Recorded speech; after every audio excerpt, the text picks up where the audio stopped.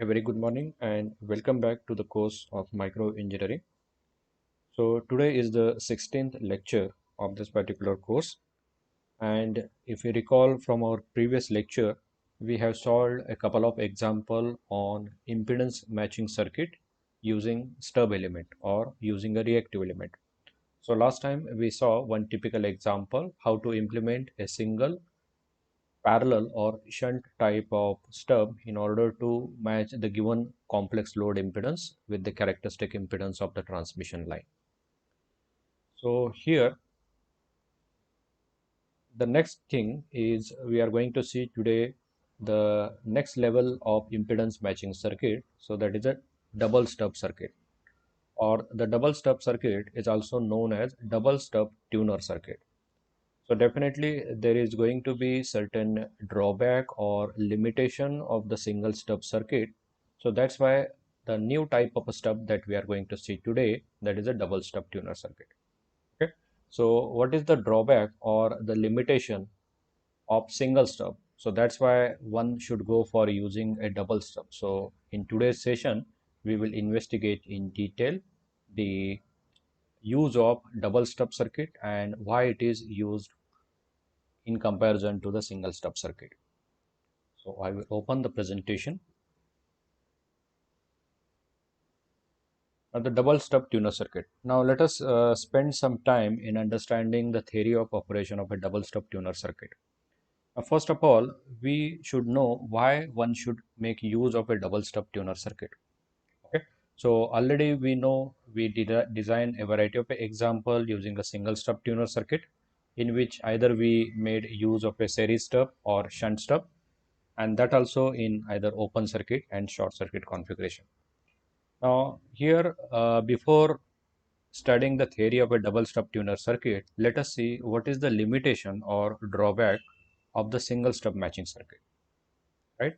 So first of all, the limitation that the single stub matching circuit is that this single stub tuner circuit is only able to match a given fixed value of a load impedance.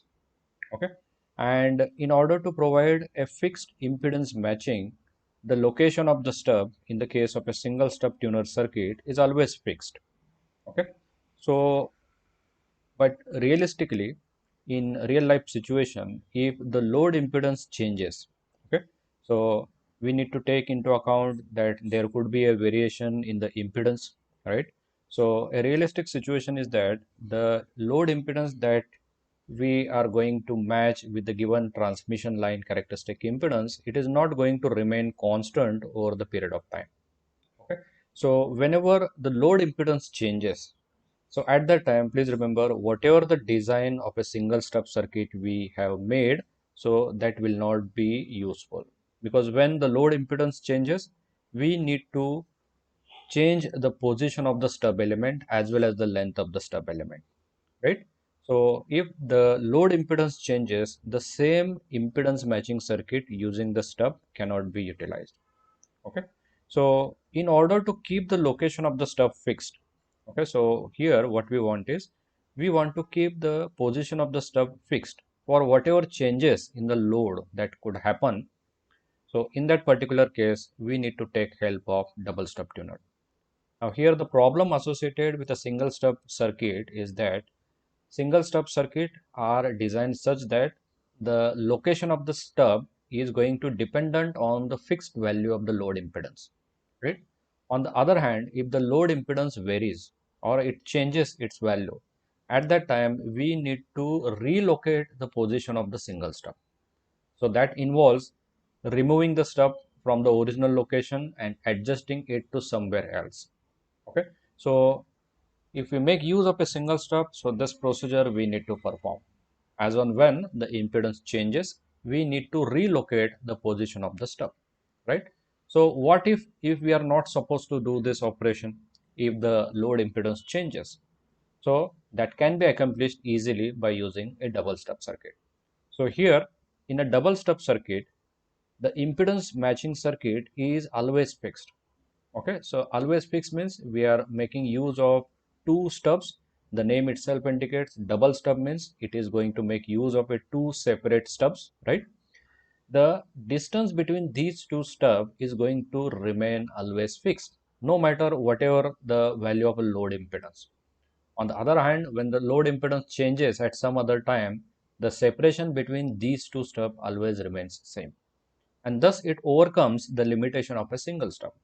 So in a double stub tuner, a fixed separation distance is always maintained between the two stubs, and this removes the need of making them variably placed whenever the load impedance changes. Okay, so this is the advantage feature of the double stub over the single stub, and therefore this provides advantage over a single stub matching circuit. So the advantage of using a double stub tuner circuit is we can maintain a fixed separation distance between the two stubs no matter whatever the value of load impedance that is going to vary in the future. Okay. Now there is one more important concept in the double stub tuner circuit, or rather I would like to describe it as a limitation. Though this limitation of the single stub circuit is removed by using a double stub circuit, in the double stub tuner circuit there is again a certain problem or certain drawback.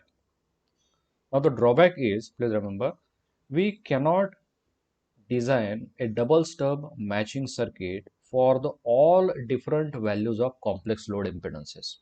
Okay, so there are certain set of load impedances for the given problem of load matching impedance circuit which cannot be matched using a double stub circuit. Okay, so here I am discussing the limitation of a double stub tuner. The limitation or the drawback of double stub tuner is that we cannot make use of this double stub tuner circuit in order to match all the different types of impedances. Okay, so there are certain set of load impedances which cannot be matched using this double stub tuner circuit. Now, in order to find that particular set of impedances which we cannot make use of double stub tuner circuit to match them, we define a particular region. Now, please remember that what we are defining the limitation of this double stub tuner circuit. What I said, not all the impedances are going to be matched by using a double stub tuner. Okay. On the other hand, mostly 90 to 99% the double stub tuner circuit are going to match the given impedance. Okay. So, but still there are certain values of impedances which we cannot match to the given transmission line using a double stub tuner circuit. Now, these sets of impedance values which we cannot match to the transmission line using this double stub tuner are given as a set. Okay, so this set of impedances are defined in certain region over the Smith chart. Now, this region we used to call it as a forbidden region. Okay, so forbidden region is the region specified by a certain conductance circle. Okay, that conductance circle, whatever values of load impedances that it encloses, those value of load impedances we cannot simply match using a double stub circuit. Okay, so the meaning of the forbidden region is the values of the impedances in that particular region. Normally a forbidden region is specified by the conductance circle that we'll see later on. So a conductance circle, a specific conductance circle, we are going to call it as a forbidden region. So if the transformed impedance is located in the forbidden region, now what do we mean by transform impedance, that we will see later on. But for the time being, you just understand that we cannot make use of double stub tuner if the transformed impedance is located in the forbidden region. And what is the forbidden region? The forbidden region is defined as a conductance circle. Okay, with the equation. So this equation is given over here. The conductance circle, so that's why it is denoted by G, is equal to cosec square beta d, where beta is the separation between these two stubs. Okay, and d is the length of that particular stub. Okay, so beta is a phase shift 2 pi by lambda, and small d is the separation between the two stubs. Okay, so it is also given as 1 upon sine square beta d. Now this region brings a restriction for the double stub tuner to match the given value of impedance. Okay. So next statement is very important, which I highlighted in a bold case. Any transformed admittance point if located in the above forbidden region. Okay. So normally when we design a double stub, we prefer to make use of parallel stub or shunt stub, and which makes us necessary to deal with the admittances. Okay. So it is also possible to make use of a series stub, but shunt stub, as we already defined, that those are going to get preferred over using series stub. Okay.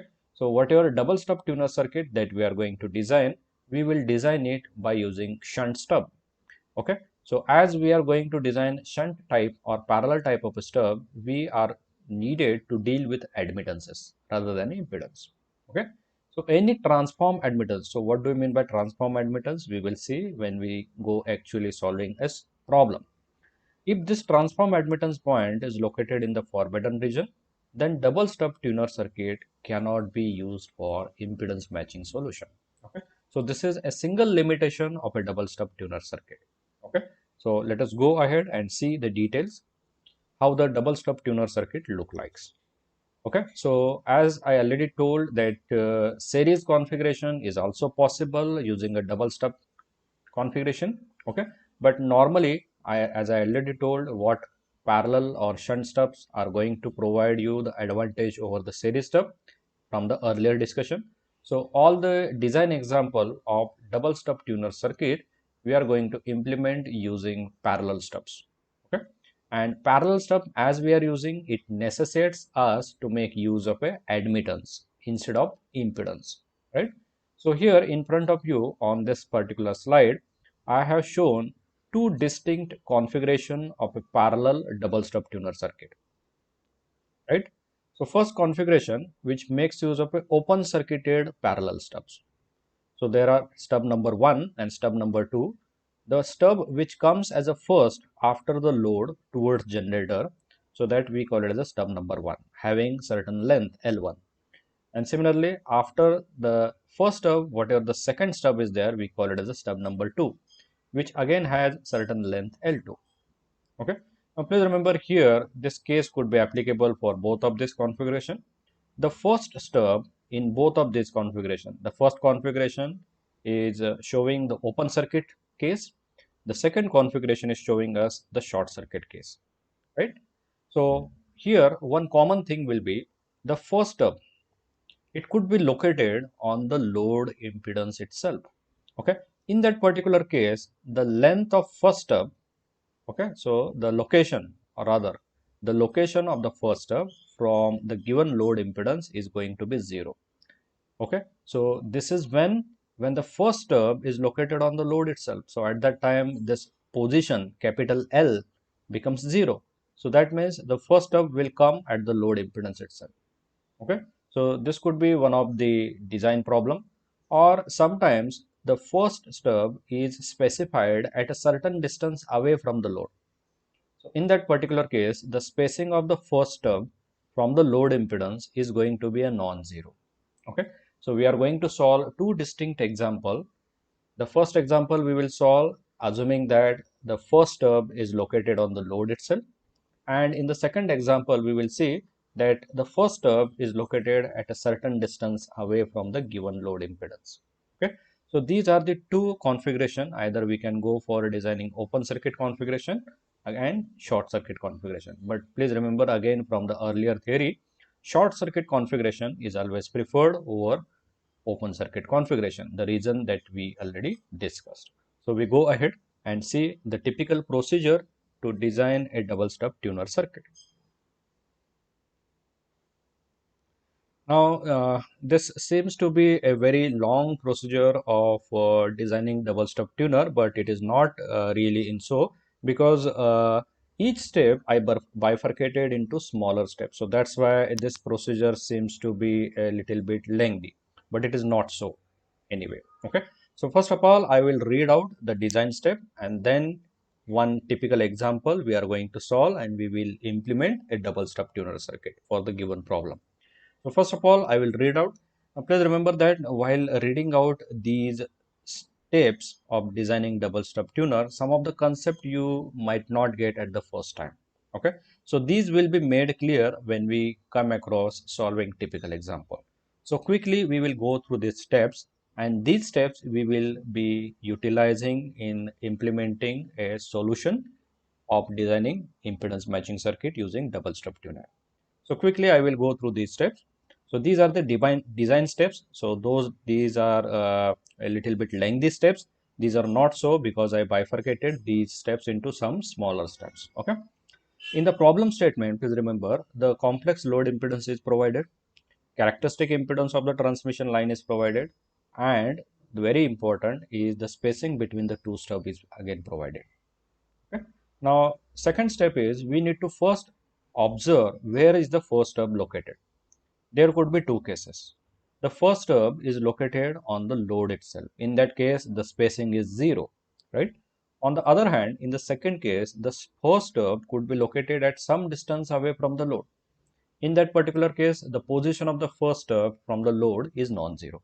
Okay, so just like we have just discussed over here, L is equal to 0 and L is not equal to 0. L is equal to 0 when the first stub is located on the load itself. Okay, and L, that is the spacing of first stub from the load, is non-zero. That means it is located at a certain distance away from the load. So this could be another case. So the same is explained over here. First we need to observe what is the given information, whether the first stub is located on the load itself or not. Okay. In third step, in the case nothing is mentioned.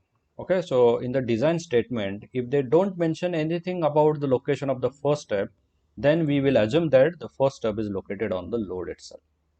Okay.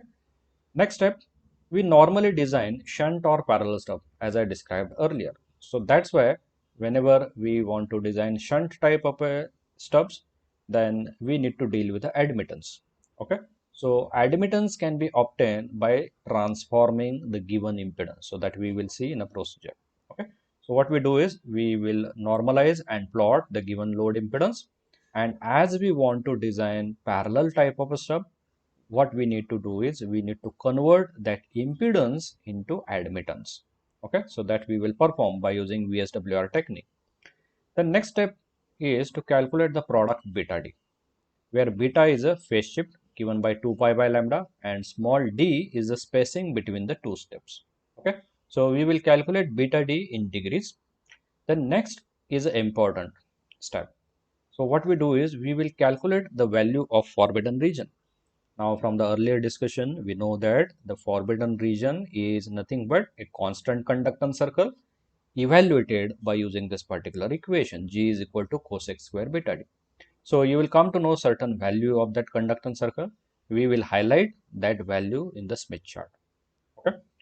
Then next procedure is to draw a tuner circle. A tuner circle is nothing but a rotated unit conductance circle in anticlockwise direction. Okay, and it is rotated anti-clockwise direction by an amount of 2 beta d. Okay, so we will construct a tuner circle. Okay, the next step is if the first stub is located at some distance away from the load. Okay, so if this is the case, then we will move clockwise on VSWR circle of admittance till we reach the position of the first stub as specified. Okay, on the other hand, if the first stub is located on the load itself, okay, we do not move on the VSWR circle, but we remain on the admittance YL, which is representing the location of the first stub itself. Okay. Then next, what we need to do is after finalizing the position of the stub. Okay, so it may be located away from the load by the specified distance, or it is located on the load itself. Then what we do is we denote this point as a Y1. And then we will start tracing its conductance circle in a clockwise direction till we intersect the tuner circle. Okay, so when we do this particular procedure, we may get such a two intersection point of this conductance circle with tuner circle, and these 2 points we used to call it as a design points. Okay, and these 2 points are denoted by point A and point B. Okay, And these two design points are going to provide us two unique and separate solution for the first term. Okay.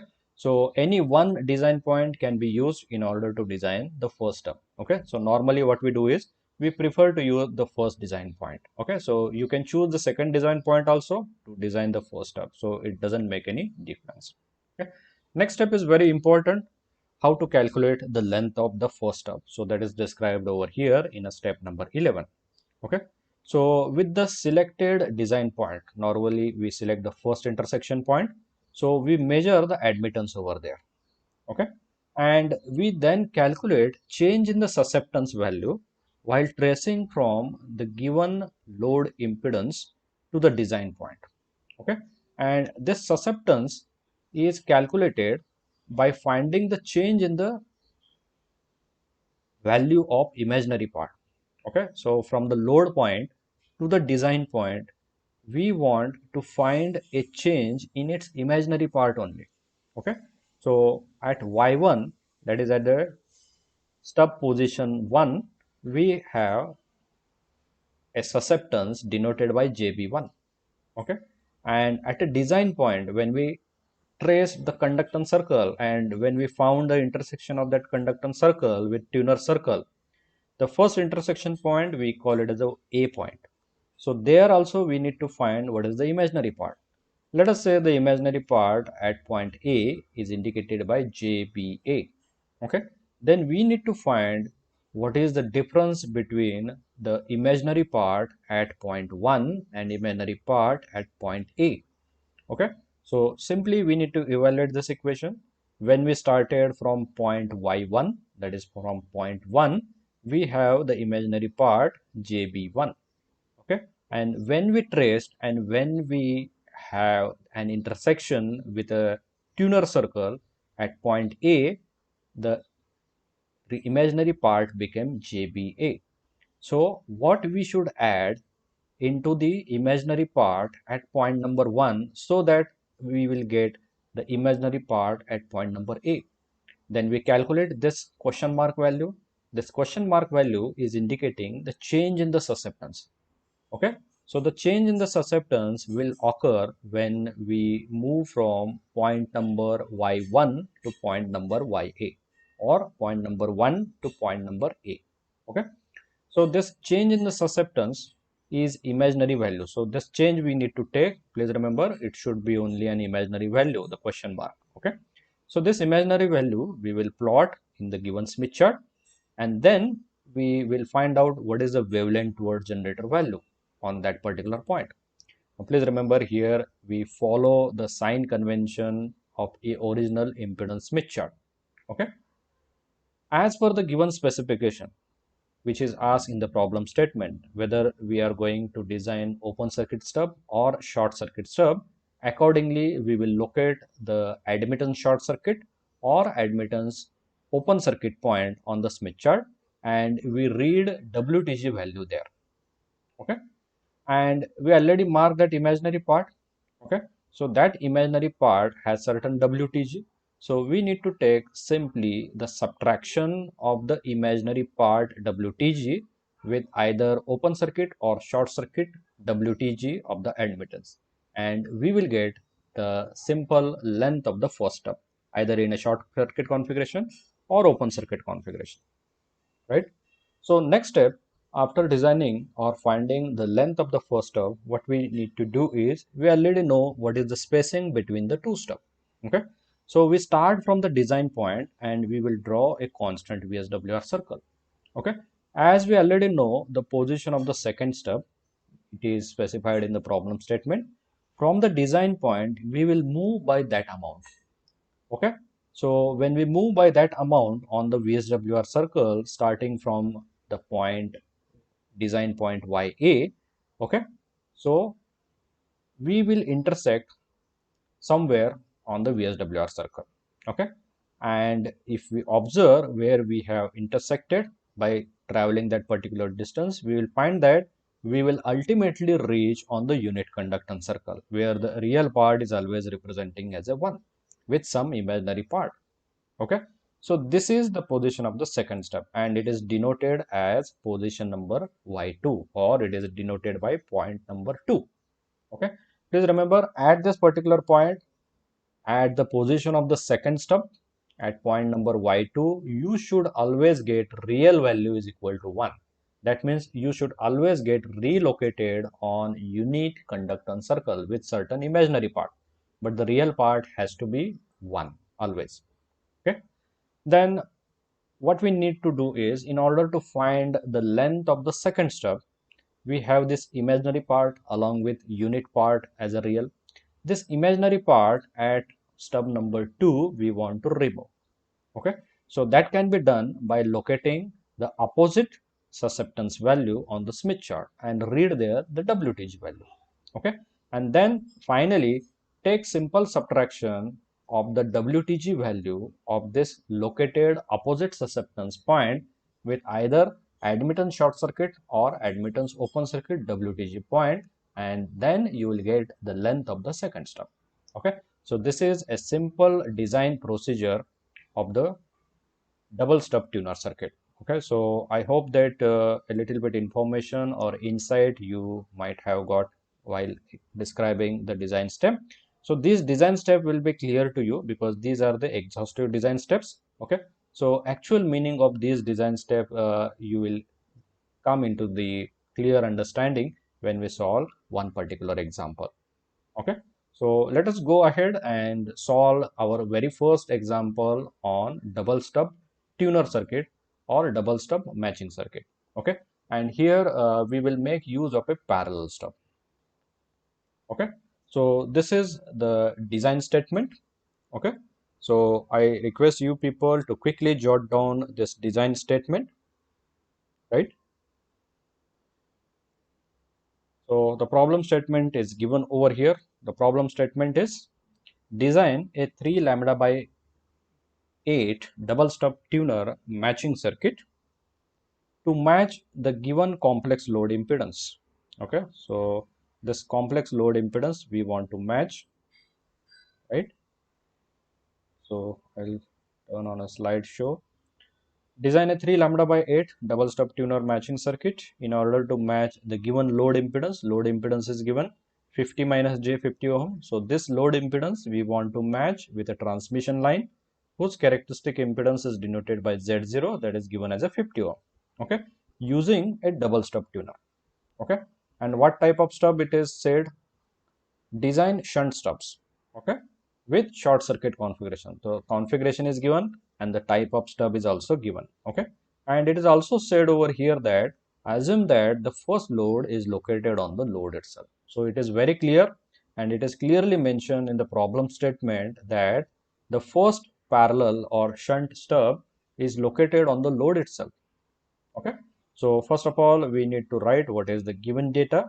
ZL, complex load impedance, then we have given the transmission line impedance, and the spacing between two stub, that is small d, is given 3 lambda by 8. Okay, so with this information we proceed further. Okay, I hope you already have got the Smith charts with you. Okay, any Smith chart you can make use of to solve this design example on the Smith chart, right? So I request you people to be ready with your Smith chart. You can either use Z chart or ZY chart. You should have the complete compass box and the calculator with you. So what I will do is I will make use of a Z chart to solve this particular problem. So I will open a Z chart, a blank Z chart. You can use the same. You also follow the same procedure with me. Open impedance chart. Now I hope that you are there with the paper Smith chart. Take one paper Smith chart, Z chart, right?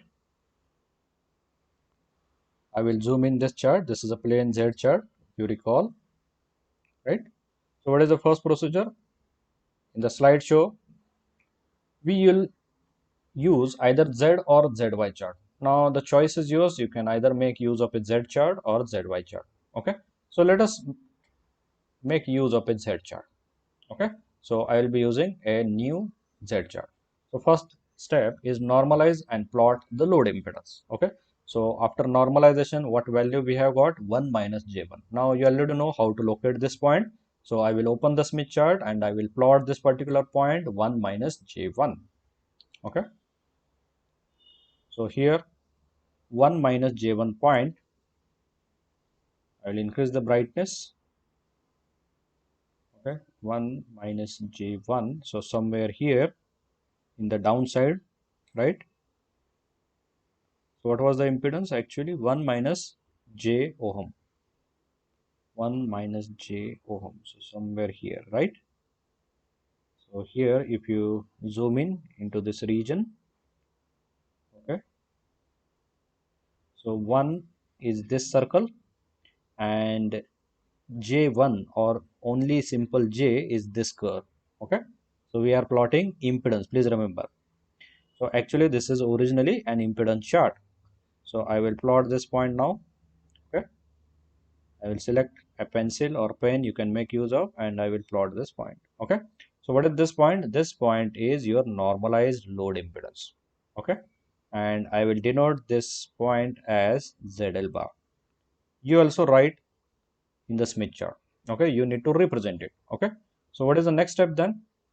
As we know that we want to design a shunt stub matching circuit, we need to transform this impedance into admittance. Okay, so when we do that, the Z chart will get automatically converted into Y chart.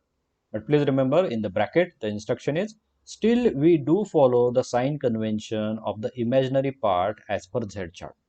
Okay, so what is the procedure to convert this impedance into admittance? Or what is the necessity of doing the conversion? Because we want to design a parallel stub.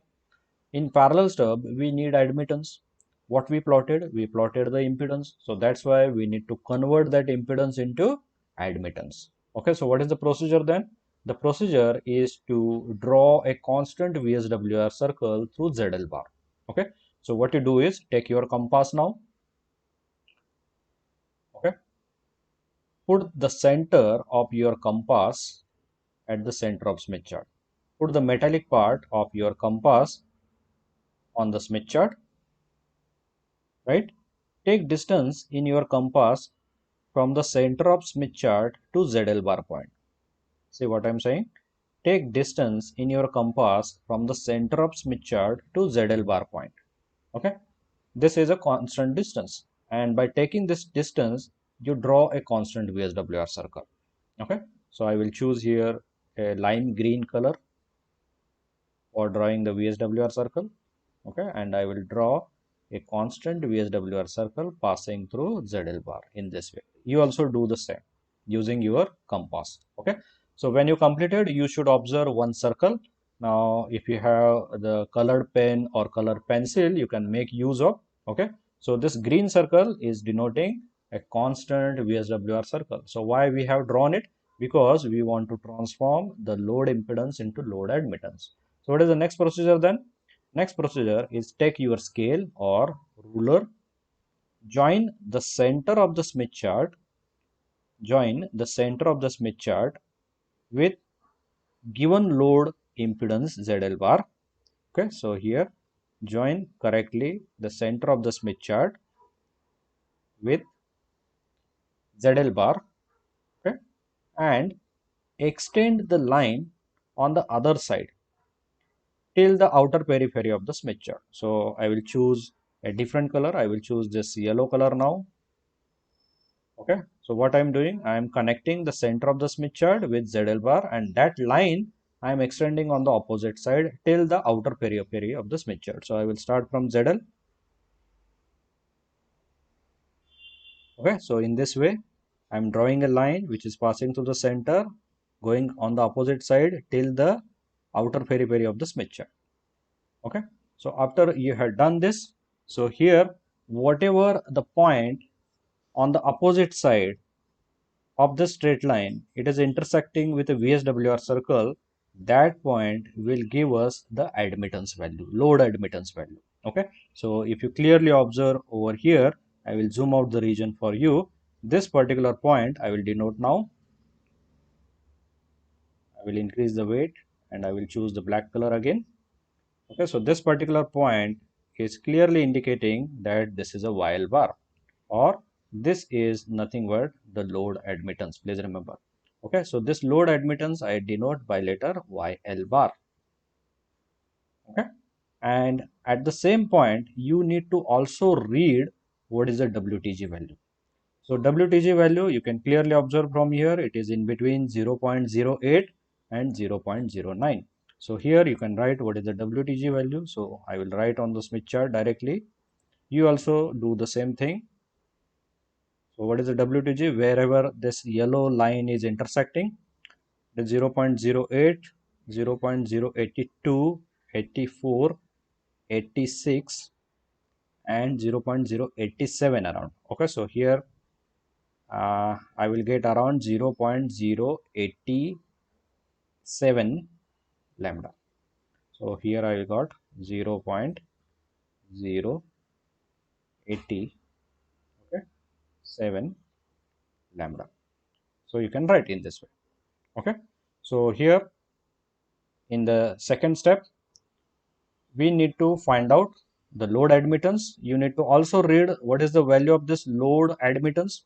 See the real part of load admittance. The real part is this one and it is 0.5, right? And the imaginary part is this line. This is again 0.5. So 0.5 plus J 0.5 is the value of load admittance.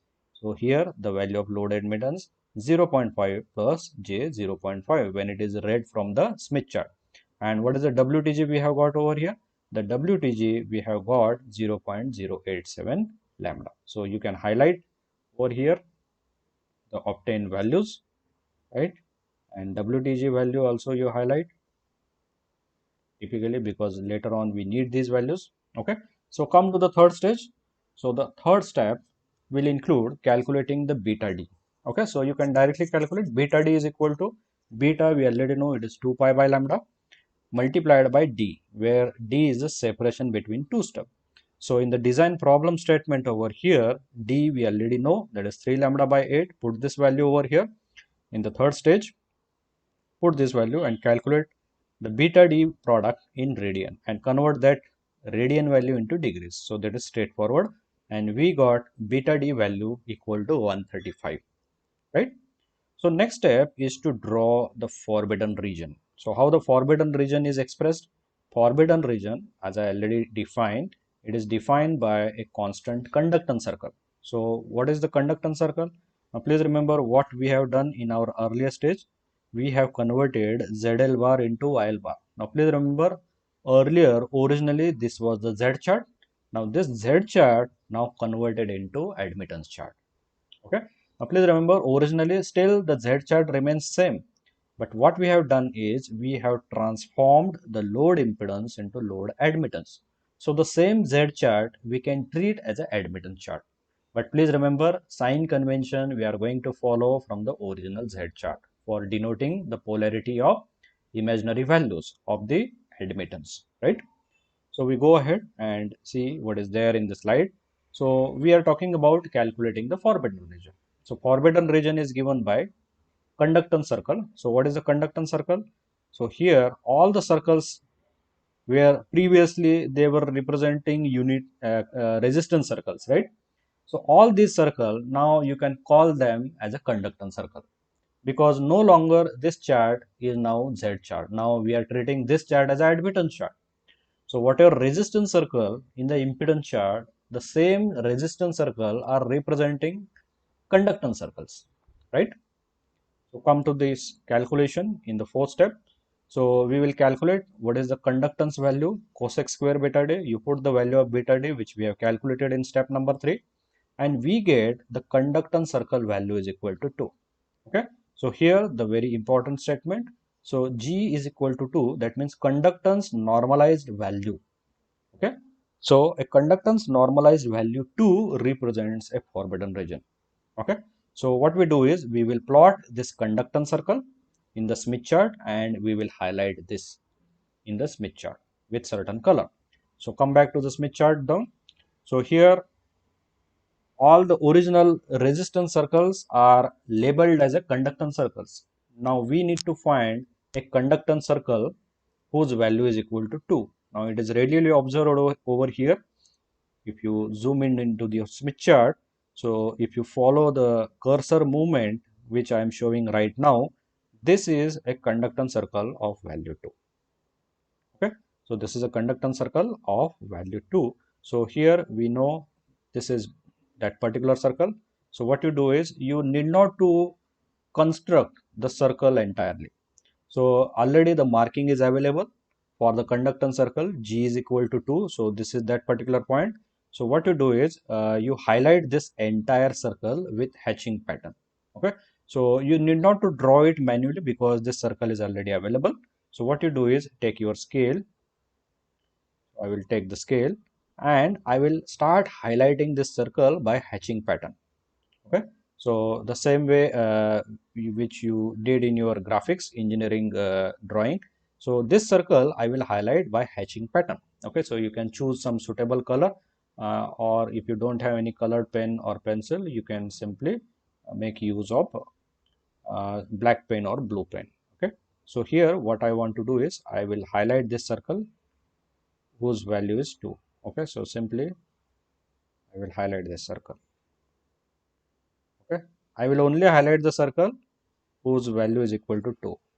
Okay, so in this way parallelly you can shift the line. Okay, so whatever green hatching pattern that I am showing, I hope you are also doing along with me. So only we need to show the hatching pattern in this particular conductance circle of value is equal to 2, right? You should not show the hatching pattern out of that particular circle, right? In this way. Okay, so complete this hatching pattern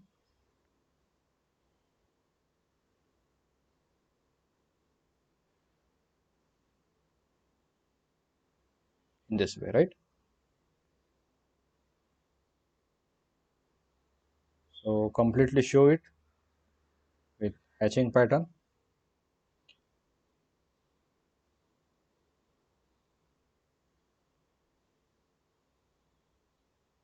in this way, right? Okay, is it fine? Now almost we have completed the filling of the pattern of this particular circle. So if you observe over here, this circle, okay, if you follow the cursor movement, this particular circle is shown with hatching pattern. And what is this circle? This circle is representing the conductance circle, which is labeled as a forbidden region. Okay, so here we will say that our transformed admittance point should not get located into this particular circle. Okay, so this is a forbidden region. So the meaning is that any of the transformed load admittance in the process of design of double stub tuner, if it's get located inside this circle, then we cannot make use of this double stub tuner circuit for matching.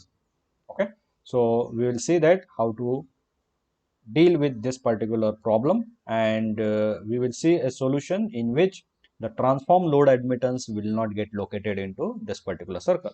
So here the purpose of showing the forbidden region is only to ensure that this is a particular forbidden region, and whenever we transform the admittance, it should not get located into this region. Okay, so that we'll see later on.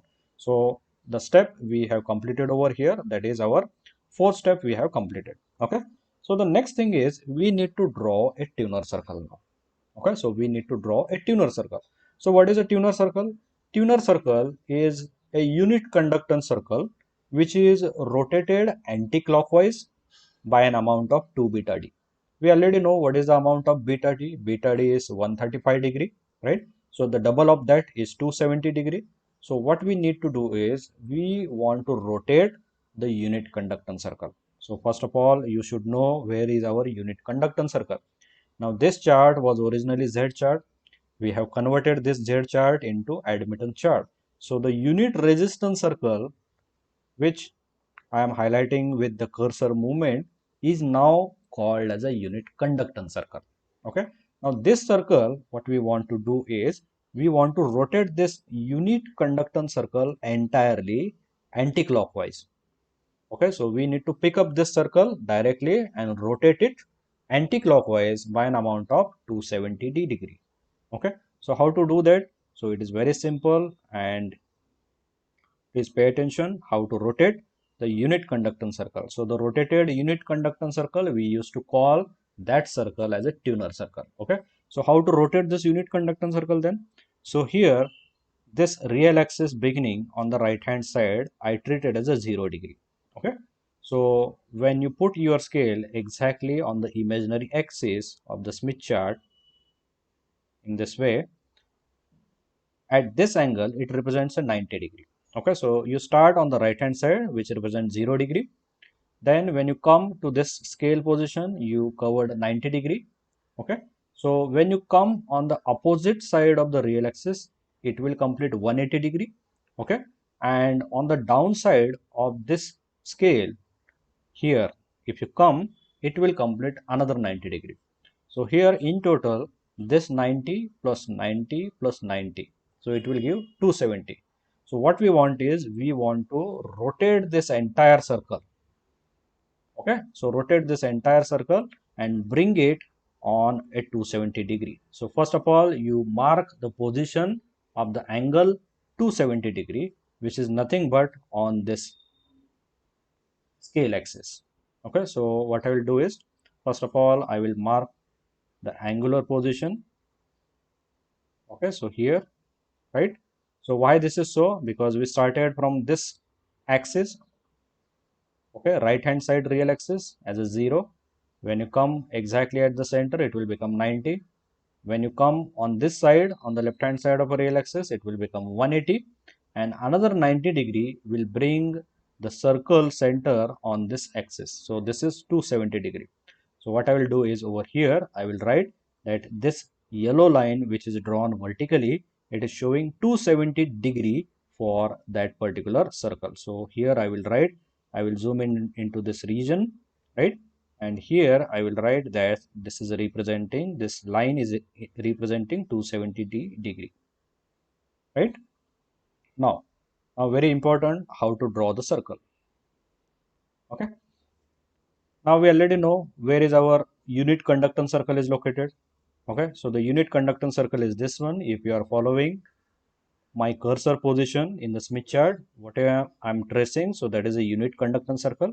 Okay, so what you do is, take your compass, okay, and get exact radius of this circle in your compass.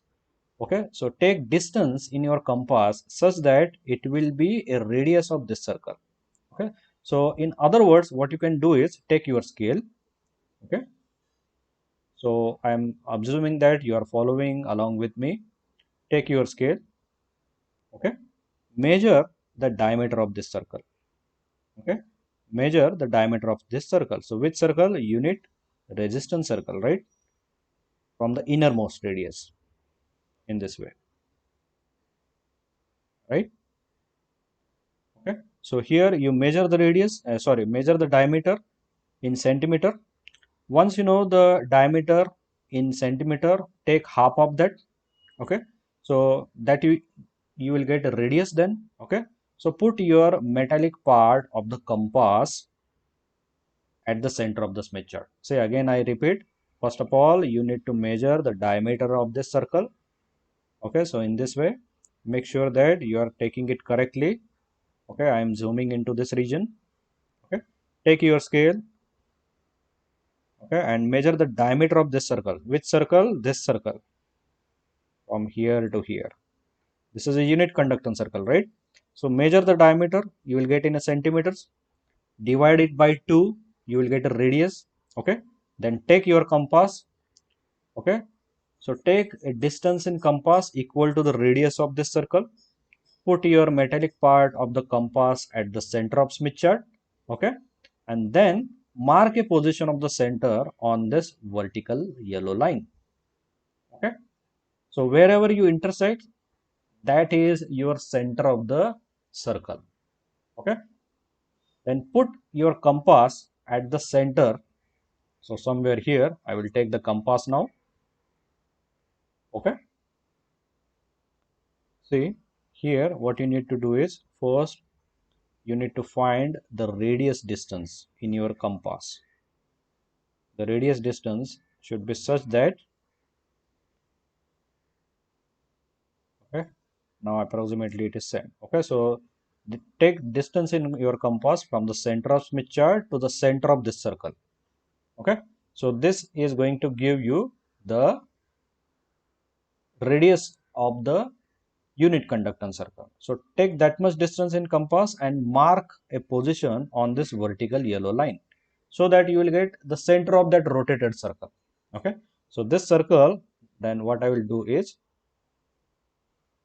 this circle I will bring it. So put your compass at that point, right?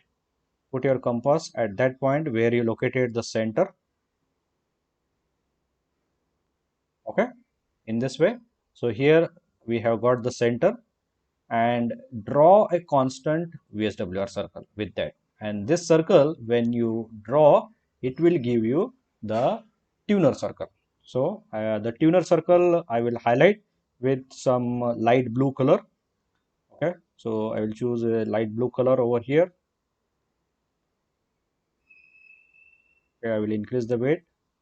I hope you understood this procedure. So what I did is I took this circle from here. I measured the diameter.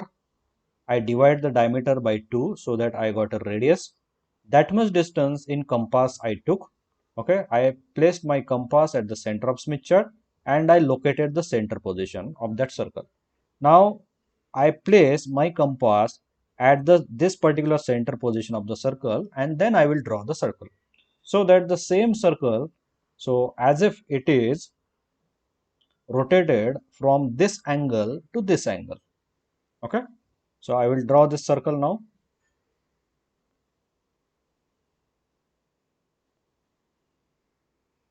Okay, so I will draw this circle. Okay, so this light blue circle is representing a tuner circle. Okay, I hope you have drawn this circle. See here what we have done. This blue circle is called as a tuner circle. So what I have done, this unit conductance circle I shifted from this axis, I rotated here, here and here anti-clockwise, so that the same circle is came over here with the angle 270 degree, which I marked over here. Okay, so the tuner circle procedure I completed. Now come to the next step. Okay, so here, as we have told that the first step is located on the load itself. Okay, so the first step is located on the load itself. So where is the load position admittance? So here the load is represented by YL bar. So YL bar is nothing but the first step position, because we have been told that the first step is located on the load itself. So highlight it with Y1 bar. So call this point as a Y1 bar. So please remember Y1 bar and YL bar, one at the representing same points. Okay. So come back to the slide. So YL bar is nothing but Y1 and both points are representing same. Now what we do is we will start tracing constant conductance circle which is passing through this Y1 point in a clockwise direction. So next procedure, come back to the Smith chart. I hope you have performed all the operation of Smith chart till this particular step along with me. Okay. So next procedure is what? To draw a constant conductance circle passing through this point Y1 bar. Okay, so Y1 bar is nothing but YL bar, because we know that first step is located on the load itself, right? So what we do is we now want to draw a conductance circle which is passing through Y1 bar. Okay, so we need to trace that entire circle. Okay, so we already know how to draw manually a conductance circle. So we know the 2 points on the conductance circle, that is Y1 bar and this point over here. Okay, so what I will do is simply I will follow that procedure of locating a conductance circle. Okay, so from the earlier procedure you know how to draw the conductance circle. This point Y1 bar and this point on the right hand side, right, in this way.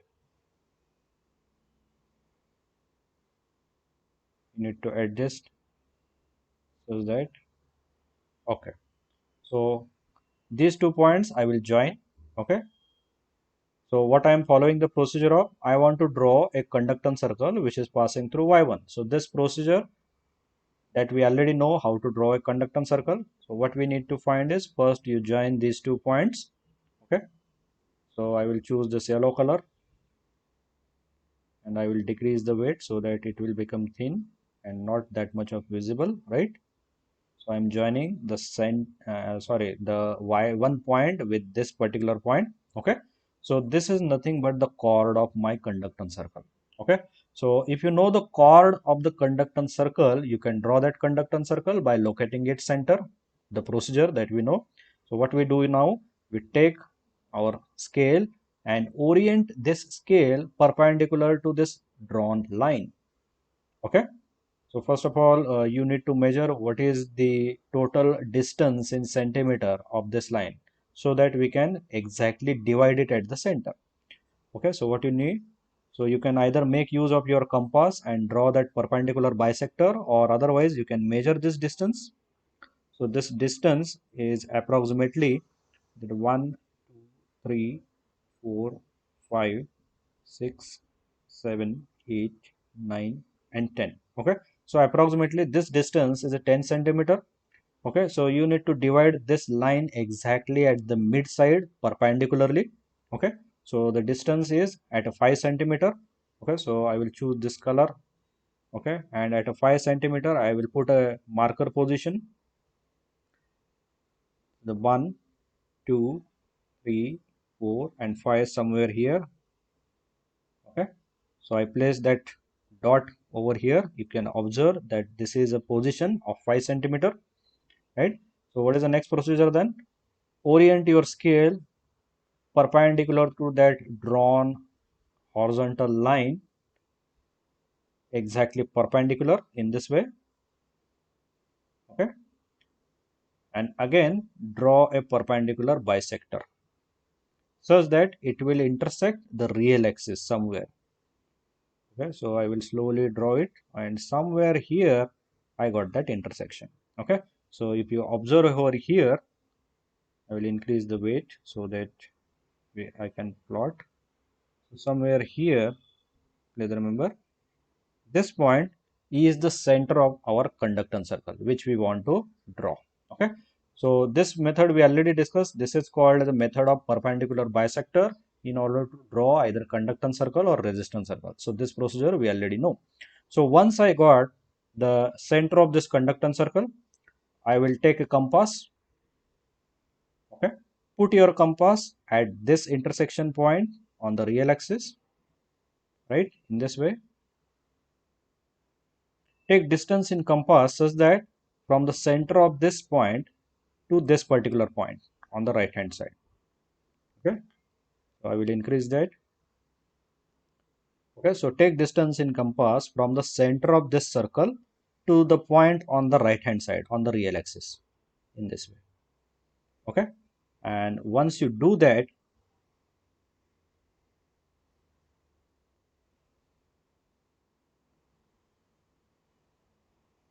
okay, somewhere here approximately, right?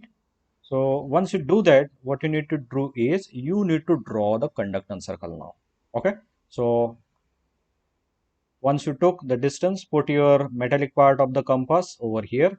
Take distance in your compass from this particular point to this particular point and draw a circle. Now this circle, once you draw, it is representing conductance circle, constant conductance circle which is passing through y1 bar. So I will choose a different color now and I will choose this blue color. Okay, and I will start drawing it, or I will increase the weight first, make it 3, and then I will start drawing it. Okay, so this dark blue color circle, whatever I am drawing, is representing constant conductance circle, and then remove your compass. Okay, so if you observe over here, I have drawn a blue circle, dark blue circle, which is representing a constant conductance circle which is passing through point number y1, right? So what you need to do is next come back to our slide. Okay, so come back to our slides over here, right? So we start tracing. We are in a step number 6. Now we start tracing the constant conductance circle passing through Y1 in a clockwise direction. In doing so, we intersect the tuner circle at the 2 points. So where is your tuner circle? Tuner circle is this light blue color circle. So what you need to do is now you start tracing this conductance circle, blue circle, clockwise from Y1 bar. Okay, I hope you are following along with me. So what I'm tracing this conductance circle. How I am tracing? Clockwise, starting from Y1, right? Okay. So when you do this, when you go on tracing this circle in this particular way, okay, so please follow this path. I'm traveling on conductance circle, the conductance circle which is passing through Y1 bar. Okay. So I come across in this way. I hope you are observing how I'm tracing. Okay. Say here, when you trace all way long back in this way, you will intersect a tuner circle at the 2 points. Okay, so one point you intersect over here, right? And another point, if you go similarly over here, you will intersect over here. Okay, so these 2 points we call it as a design points, and let us label those. Now I will label those points as point A. Okay, so here I will zoom in a little bit so that we can visualize. So here when you come with a tracing, okay, so here I got the point number A. Okay, so I will call this as a point A. Okay, and similarly when you continue tracing further, okay, so in this way, and here also you will get intersection with tuner circle. Okay, so this point is called it as a point B. Okay, so call this point as a point B. So what is point A and point B? Point A and point B, this is a point A and this is a point B, are the two intersection points, and these intersection points are the design points. Please remember, any one point can be considered for the design of first step. Okay, so there are two unique solutions provided by point A and point B. Okay, so the first point that we got is point A, so let us consider this point A for the design purpose. Okay, so here come across, so we use point A for the design and we find admittance at point A. Okay, so let us find what is the admittance at point A. So at point A, the admittance indicating the real part is a 0.5. So the real part is a 0.5. Imaginary part, we need to take sign convention as per the Z chart. The real imaginary part is around 1.85. If you observe over here, okay, so this particular point is little bit above to this central line. Okay, so here you will get reading 1.8 and 1.9. It is located around midway between 1.8 and 1.9, and it will give us a reading minus 1.85 j times. Okay, so the same is written over here, right? So we get this reading of admittance at design point YA. Okay, so next is a very important thing, because we want to design the length of the first step, and this is a very important step, step number 7. Now what we do in step number 7 is, now in order to find the length of first step, we need to find the change in the susceptance value. Say over here where we have started tracing the conductance circle, we started tracing the conductance circle all the way long back from Y1, and after tracing this complete conductance circle, we reached at point A, right? So at point A, we have an intersection. So from Y1 to point YA, we need to find what is the change in the susceptance. Please remember, the real part is going to remain same.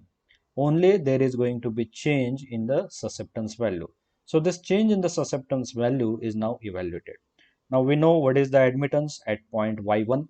Okay, so the admittance at point Y1, it is already written over here. Okay, and similarly the admittance at point A is also known to us. Okay, so here we notice that admittance at point YL that is 0.5. Similarly, admittance at point YA is also 0.5. So there is a no change absolutely in the real part. Only the change will take place in the imaginary part. Okay, and that is when we were at point YL, the imaginary part was plus j zero point 0.5. Okay, and when we trace that circle and when we came at point A, the imaginary part become minus j 1.5. Okay, so this change in this imaginary part we want to find out. So how that is given? So originally we were having j zero point 0.5. Okay, and then after that we got minus j 1.85. Okay, so what we should add a value in the original j zero point 0.5 so that we will get a value minus j 1.85. Please remember, we need to find this change. Okay, so this is the equation to evaluate the change in the susceptance. So simply you follow. First of all, you write the imaginary part from the point where you started. So I wrote that plus j zero point 0.5. Now how much we need to add into this so that I will get equal to the imaginary part at point A. Okay, you simply evaluate this question mark. This question mark will give you minus j 2.35. Okay, so this is representing a purely reactive part, and that is representing a susceptance, negative susceptance. Okay, so we'll follow the sign convention as per the Z chart, and this point is located on the lower half of the Smith chart somewhere. Okay, so locate this point minus j 2.35, which will come on the periphery of the Smith chart somewhere on the downside on the lower half. So we will locate this point minus j 2.35. Come back to the Smith chart. Now where is a minus j 2.35? Okay, so here you can observe. So here it is a 2. You can visualize over here. Here the negative part is a 2. Okay, and here it is a 3. We want to locate minus 2.35. Okay, so it is minus 2.2. It is 2.4. Somewhere here 2.3 will be there, and somewhere here I will locate that particular point. Okay, so it is a 2, 2.2, 2.4. Okay, so there will be 2.3 somewhere, 2.35 somewhere it will come. Okay, I will denote this point as, so what is this point? So this point is minus j 2.35. I will write this value over here because I have located this minus j 2.35. So what is the next step then? We have located the change in the susceptance. Okay, so join this imaginary point with the center of Smith chart and extend the line to read the WTG. Okay, so what I will do is now I will join this point with the center of Smith chart.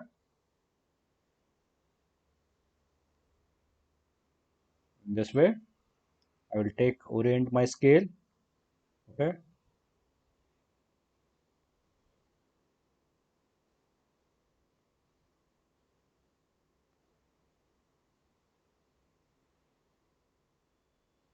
in this way. Okay, and I will draw a line.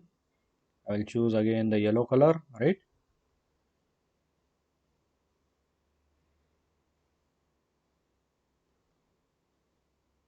Okay, in this way. So center of Smith chart and that point, please remember.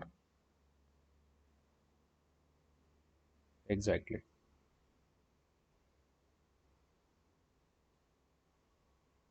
You can draw it this way. Okay, and wherever it intersects the outer Smith chart over here, you need to read WTG. Okay, so read WTG over here. I will write that value. So the WTG over here, so approximately the WTG at this particular point around 0.314 lambda. So let us see. So here 0.31, 0.32, 0.312, 0.314. Exactly I am getting 0.314 lambda, right? So I got a WTG value at this particular point. Okay, so we have completed the half part of the design and we have found the solution for the length of first step. So how to read the length of the first step? Come back to the chart. Now hence the length of the first step from admittance short circuit point. Now please recall that what type of stub it is desired. We want to design parallel short circuit stub. So parallel short circuit means admittance 0. So where is the admittance 0 line is indicated in the Smith chart? So here if you open the Smith chart, so where is our admittance short circuit point represented? Now please remember, admittance short circuit point is located on the right hand side half of the real axis here. Okay, so I will draw it for you. Okay, so here this line on the right hand side and this point is representing y is equal to 0. Okay, so I will draw it here. Again, I will choose this yellow color. Okay, in this way. What this line is indicating. Okay, so here I mark. So I will write there. Okay, so this point over here is y is equal to 0. Okay, so I will write this is equal to y is equal to 0. And what is the value of WTG over here? The WTG value over here is, it is 0.25 lambda. I will write also that. Okay, so the WTG value at y is equal to short circuit point is 0.25 lambda. Okay, so we already marked that change in the subsystems. You need to find the difference of WTG reading at y is equal to 0 and at this particular point. Okay, so what I will do is I will mark that length. Okay, so in this way I will choose some different color. This is the weight also. Okay, from this point, okay, from this point to this point, please remember, whatever I am drawing the arc, so this line, from this line, right, which is representing y is equal to 0 and WTG is 0.25 lambda, and whatever the line you marked in the earlier stage up to that point. Okay, so this will give you the length of the first step. This is the length of the first step. And how it is calculated? You need to take simply the absolute difference between the WTG reading. So 0.314 lambda minus 0.25 lambda will give the length of first short circuited stub. Okay, so come back to over here. So here the same is given in step number 8. Hence the length of the first stub from the admittance short circuit point, which is representing WTG 0.25 lambda, is given as a simple difference of WTGs at y is equal to 0 point and at point number E. Okay, so whatever the point. So length of the stub 0.25 lambda minus 0.314 lambda, take the absolute value, and this value is 0.064 lambda. Okay, and this is the length of first short circuited stub in the double stub tuner, and this completes half of the solution.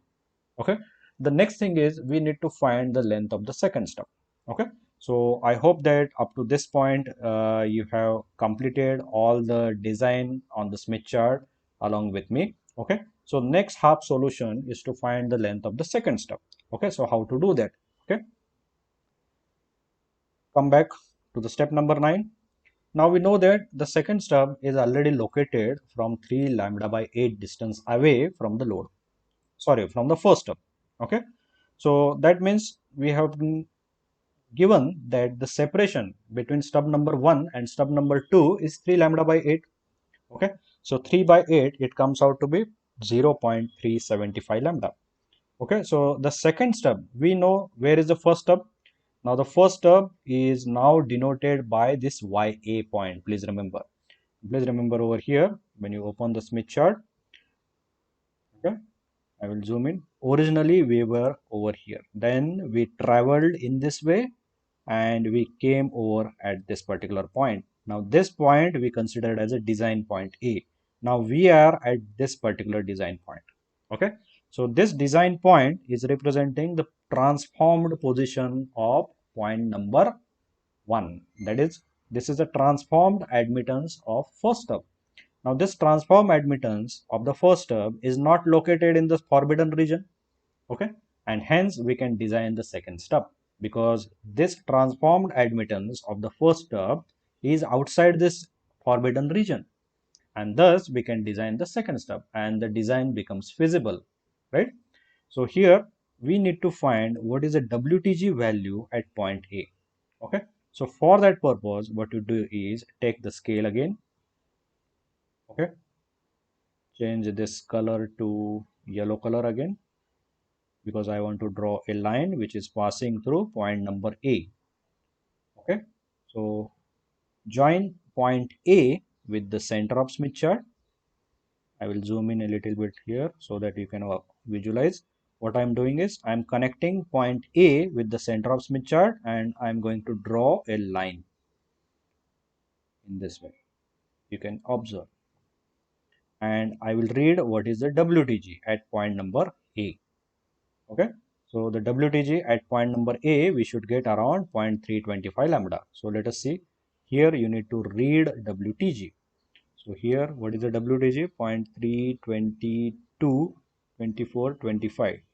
So here I got the WTG. When you read WTG over here, you should get near about value. So here I will read, I will zoom in out. 0.32322, 324, 0.325 around. You should get near about 0.325 lambda when you read your value from the Smith chart. So the value I will write over here. I am getting around 0.325 lambda, the WTG at YA. Okay. So we know that this is the position of the first step. Now from here, I want to travel 3 lambda by 8 in order to locate the second step. Okay. So in order to locate the second step from this design point at 3 lambda by 8 away, we need to draw a constant VSWR circle passing through point YA. Okay, so how to do that then? So I will zoom out. Okay, I will take the compass now. I will put the compass at the center of Smith chart in this way. Okay, so take your compass, put this compass at the center of Smith chart exactly. Okay, take distance in your compass from the center of Smith chart to point A. Okay, put the compass, metal part of your compass at the center of Smith chart. Take distance in your compass from the center of Smith chart to point A, right? And draw a constant VSWR circle. Okay, so for VSWR circle again, I will choose the green, lime green color as usual as per the sign convention. Okay. Okay. And then I will start drawing it in this way. So this green circle is representing VSWR circle which is passing through point A. Please remember, and remove the compass. Okay.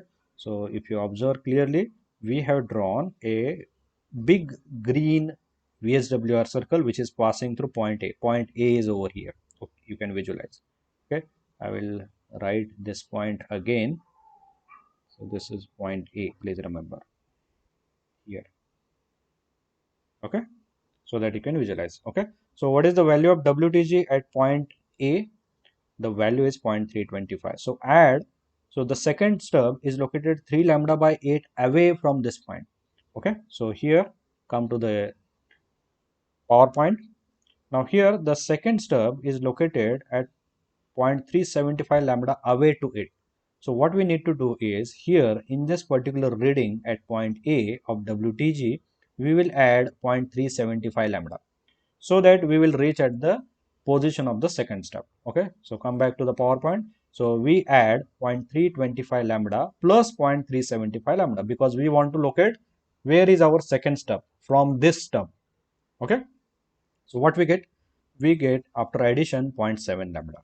Okay, so what we know, as we already know that the maximum scale on the Smith chart is 0.5 lambda. So what we do is we subtract 0.5 lambda, 0.7 lambda, so which will give us 0.2 lambda. Okay, so 0.2 lambda is the location of our second stub on that VSWR circle.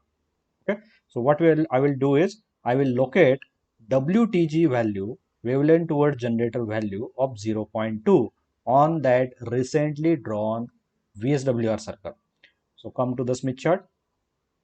Where is our recently drawn VSWR circle? This big VSWR circle. Okay, so I want to locate WTG, wavelength towards generator scale of value 0.2. So where is 0.2? So somewhere here, if you come over here, okay, so here it is a 0.2. Okay, so I will connect this 0.2 WTG with the center of Smith chart. Okay, so I will take a scale. Okay, I will orient the scale such that the center of the Smith chart and the point 0.2 WTG in this way. Okay, and then take yellow color again and draw a line, or rather I will decrease the thickness. Okay, and then I will draw the line. Okay, say what this line, okay, is passing through the WTG over here. The WTG we are going to mark as a 0.2 lambda. So here the WTG is 0.2, right? So this line which we have drawn, the straight line, is intersecting the VSWR circle, the big VSWR green circle at some point. Okay, so that point is nothing but our position of the second step. Okay, and that I will denote with point 2. Okay, so here it is a point number 2 wherever it intersects. Okay, so please observe very carefully that this point we want to read out as an admittance point Y2 bar. Okay, so what we do is next we locate this point at this 0.2 WTG wherever it cuts the VSWR circle, and we will read the value of admittance at this particular point. So at this particular point Y2 bar, you read the admittance, real part and imaginary part. We will notice that the real part is 1. Okay, so if you locate where it is located at 1 with certain imaginary part. So the imaginary part we have got around 2.8. So here the imaginary part, so here it is 3, and we have got, so the imaginary part is somewhere here. You can observe over here, you can zoom in. So this point, okay, I will draw it dotted, see, in this way. Okay, so it is just below to 3, right? So where is your 3? 3 is over here, and it is just around 2.8, you can say. Okay, so it is just around 2.8. Okay, because this is located on, I will draw it again. See, this is just this particular point. Okay, so where it is located, 2.8, positive 2.8, it is 3, and one division above to 3 is 2.8. So here I got the imaginary value j 2.8. Okay, so all that need now is to cancel this imaginary part plus j 2.8 in order to find the length of the second step. So the next step is very easy. In the next step, what we do is we want to make y2 is equal to only 1. In order to make it completely 1, we need to remove the imaginary part. So how you will remove the imaginary part plus j 2.8? If I add minus j 2.8 into this, I will get y2 is equal to 1. So if I add minus j 2.8, so that is in our next step. Okay, so we note that at y2 the real part is 1 exactly, and it is located on unit conductance circle, and it is also outside forbidden region. Okay, so in order to calculate the length of the second step, the imaginary part, that is we have got right now, plus j 2.8, we want to eliminate. Okay, so how that will get eliminated?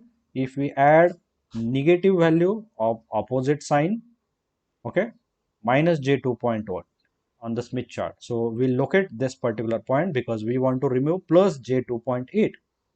Plus j 2.8 can be removed by adding point minus j 2.8.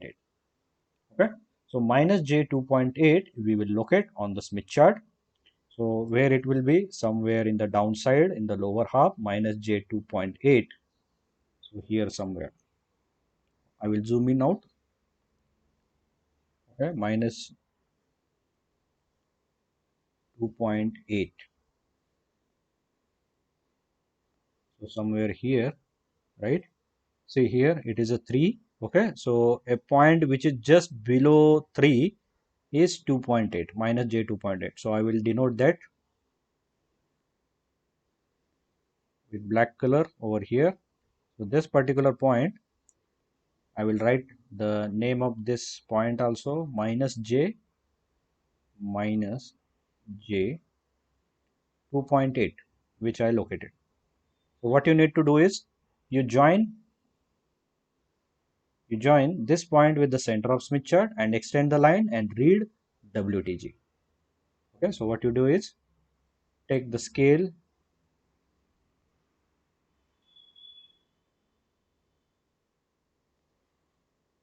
okay, rotate it, join the center of Smith chart with this particular point,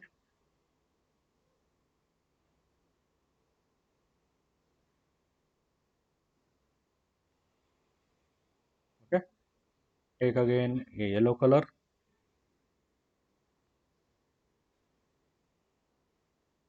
in this way, right, extend the line.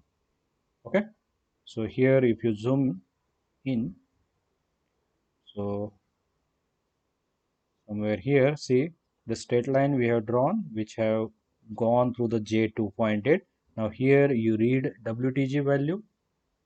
Okay, so I will write WTG value over here. So what value of WTG we will get around? So the WTG value we should get around 0.304, and let us see what value we got. See here 0.3, I will zoom in, 0.3, 0.302, and it is exactly 0.304. Okay, so it is 0.304 lambda. Okay, so we have found the WTG at this point. Okay, so you need to locate again the same procedure, y is equal to 0 point with WTG. Okay, for short circuit it is representing the same. Now you take the difference of WTG of this line with 0.25 and you will get the length of second stub. Okay, so in order to locate the second stub, what I will do is I will draw that. I will increase the thickness a little bit. Okay, okay.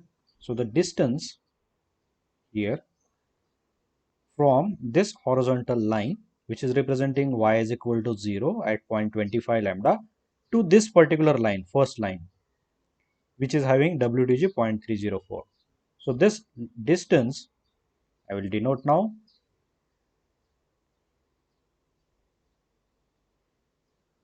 Okay, so up to this point. Okay, I will remove the compass, right? This particular distance, right? What is this distance from this line to this line? Okay, so this line is at 0.25 lambda. Up to this line, it is 0.304 lambda. You take the difference 0.304 minus 0.25. So you will get the value 0.054 lambda. Okay, so this is nothing but your length of second step denoted by small letter L2. Okay, and this completes the solution of designing of the Smith chart for double stub tuner circuit. Okay, so though it seems a very difficult process in the Smith chart, if you follow the correct step as per step-by-step procedure which I already explained, you will get correct solution. Okay, so length L1 we have calculated. Length L1 is shown over here.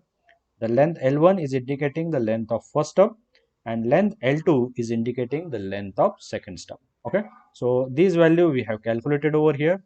The length of the second stub we have got 0.054 lambda.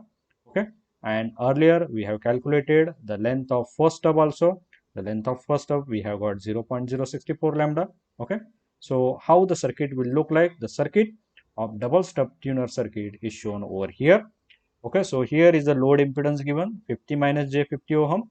Okay, So the first stub over here is shown at L is equal to 0. That means the first stub is located on the load itself. Okay, the first stub is short circuited at the other end, and the length of first stub we have found in our earlier discussion over here. So the length of first stub is 0.064 lambda. The same is indicated over here. And the second stub now is located at a distance of 3 lambda by 8. The same spacing is given over here. And the second stub also short circuited at the other end, and the length of second stub we have found 0.054 lambda.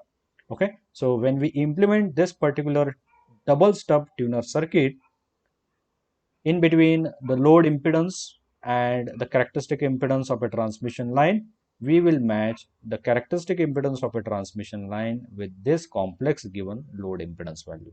Okay, so this completes the full explanation of how to design a double stub matching circuit whenever the first stub is assumed to be located on the load itself.